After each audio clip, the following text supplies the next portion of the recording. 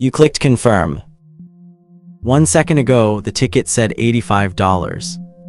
Now your phone is showing $138. You did not add anything. You did not upgrade anything. The seat is the same seat. The show is the same show.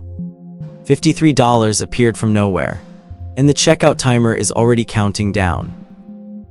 That feeling, that specific stomach-dropping moment, happened to 590 million people last year alone. That is how many tickets Ticketmaster processed in 2023, according to Live Nation's annual report. 500 million people staring at a number that does not match the number they were promised. Here is the question nobody actually answers. Where does that money go? Not the face value, that part makes sense. The artist, the venue, the production crew. The other part, the convenience fee. The order processing fee. The facility charge, the charges that appear only after you have already decided you want to go. Most people assume those fees cover something real. A server, a transaction, the cost of sending you a PDF. That is what the names imply. That is exactly what they are designed to imply. But there is a document filed in a federal courthouse in New York on May 23, 2024. That tells a very different story. The Department of Justice put its name on it. It runs to 128 pages. And it describes, in precise legal language, a system built not to cover costs but to extract money from people who have no other choice. The DOJ's own words. Live Nation relies on unlawful, anti-competitive conduct to exercise its monopolistic control over the live events industry in the United States at the cost of fans, artists, smaller promoters, and venue operators. That is not a think piece. That is a federal complaint. By the end of this video, you will know the exact name of the contract clause that makes it legally impossible for most venues to leave Ticketmaster, and the specific dollar figure the DOJ put on what that clause costs you every single time you buy a ticket. This receipt has a lot more lines on it. Here is the obvious explanation. The one that feels right. The one Congress reached for first. Bots, scalpers, resellers, automated programs that sweep up thousands of tickets in seconds, then flip them on StubHub for 3 times face value. This is a real problem. The evidence is not in dispute. When Taylor Swift's Eras Tour Brazil opened in November 2022, 14 million users tried to buy 2 million tickets. The system collapsed. Fans who had waited hours in a virtual queue watched their carts expire. Tickets that listed for $85 appeared on resale markets within minutes for $800. Congress noticed on January 24, 2023. The Senate Judiciary Committee hauled Ticketmaster in for a hearing titled, "Bluntly, That's the Ticket." Senator after senator described the same thing. Bots, secondary markets, algorithmic price manipulation. The framing was clear. The villain was the reseller. And that framing is not wrong, just incomplete. Because here is what the scalper story cannot explain. Open Live Nation's 2023 annual report, the one filed with the SEC. The ticketing segment generated $2.7 billion in revenue that year. Not from resale, not from scalpers. From primary sales, first sale. Original transaction, the moment you personally clicked confirm. Clyde Lawrence, a recording artist who testified at that same Senate hearing, put a number on it. He said the service fee on a $200 ticket can reach $80. 40% of the ticket price, gone before the artist sees a cent. He testified that Ticketmaster would collect $30,000 in fees on a show where the artist guarantee was $20,000. The scalper takes money after the ticket is sold. These fees are extracted before the scalper ever enters the picture. The bot is real, the outrage is real. But the $2.7 billion was already built into the system before any bot wrote a single line of code. The architecture of the fee is not a market failure. It is a design. So the question is not who wrote the bot. The question is who wrote the contract. Here is what the bot's explanation quietly skips over. Scalpers do not set the fees. Resellers do not set the fees. A single company sets the fees. The same company that owns the venue, books the artist, and runs the only ticketing software the building is contractually allowed to use. That company is Live Nation Entertainment. It did not arrive at this position by accident. In January 2009, Live Nation and Ticketmaster announced a merger. Ticketmaster controlled ticketing, Live Nation controlled promotion and venues. Together, they would control the entire stack. Kathleen Bradish of the American Antitrust Institute warned the Senate Judiciary Committee that year about exactly this outcome. Vertical integration across promotion, venues, and ticketing would remove every competitive check simultaneously. The Department of Justice approved the merger anyway. January 25, 2010, a consent decree attached. It prohibited retaliation against venues that chose competing ticketing providers. On paper, the market stayed open. It did not stay open.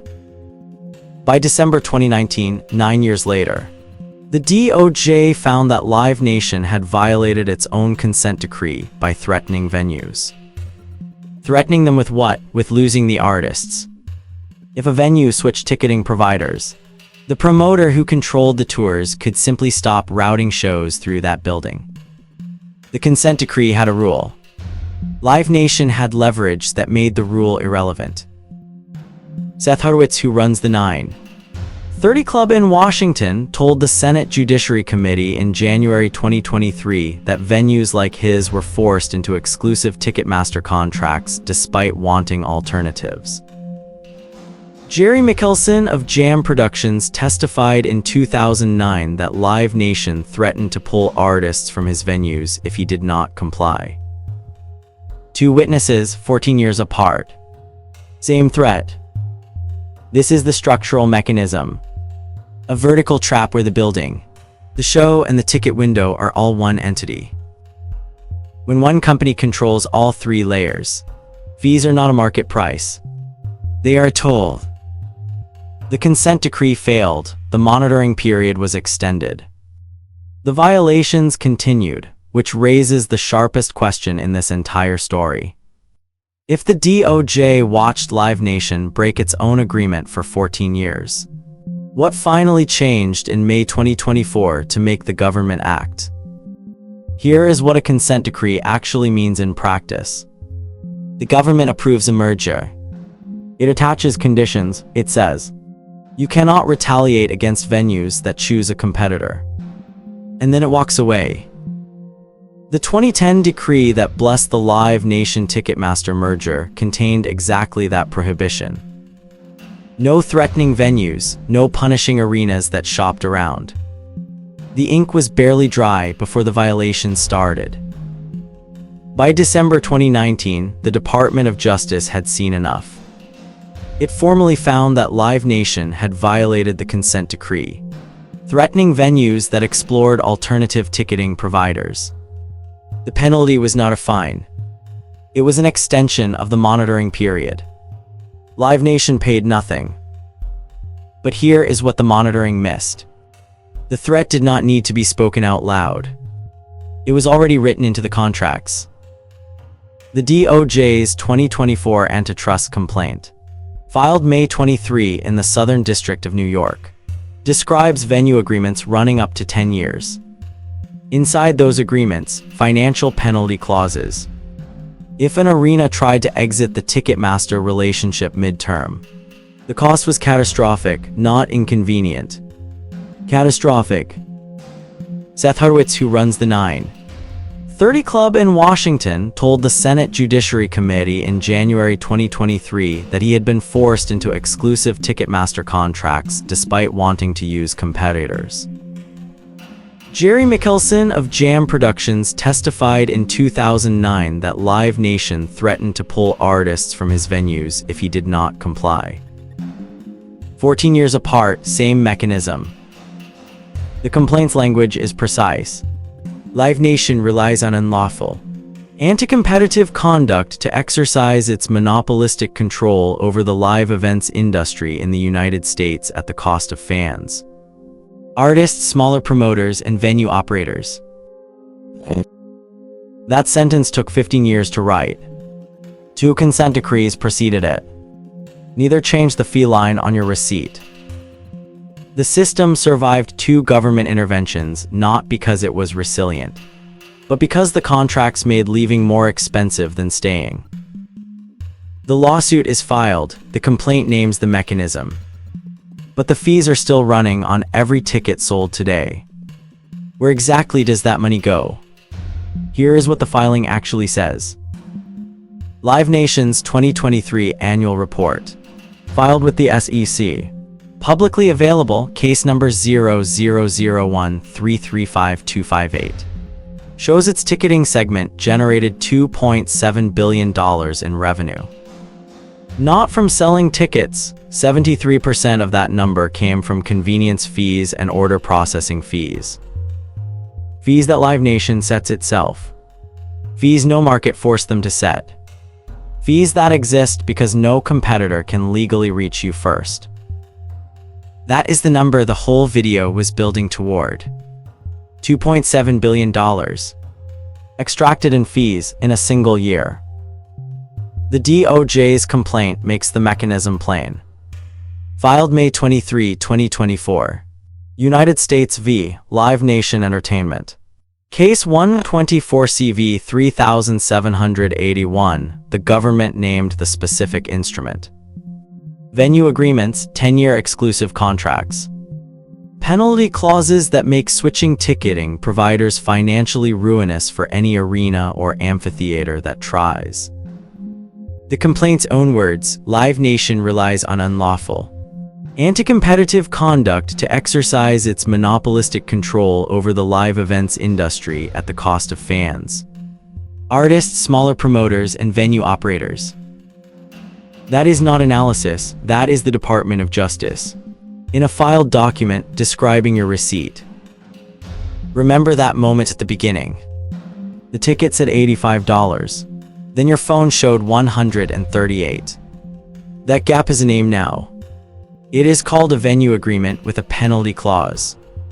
It is the reason no competitor ever appeared at checkout. Economists and the DOJ's own complaint identify one intervention that would actually change that number. Mandatory unbundling of venue contracts from ticketing services, or hard caps on exclusive agreement terms. Without that structural change, the fee architecture survives every consent decree, every Senate hearing, every press release about transparency. The next time you buy a ticket, the checkout screen will look exactly the same. The fees will still be there. You will know what they are now. That is the only thing this video was ever trying to give you. Subscribe, a new breakdown like this every day.